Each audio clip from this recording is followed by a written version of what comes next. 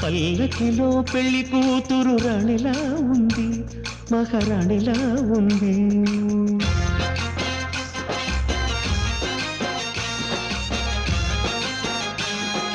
రాణిగారికి సిగ్గులు వచ్చే, రాజుగారికి చిరునవ్వొచ్చే, ఈ ఇద్దరి పెళ్లికి ఆనందం అతిథిగా వచ్చే. పల్లకిలో పెళ్లి కూతురు రాణిలా ఉంది, మహారాణిలా ఉంది.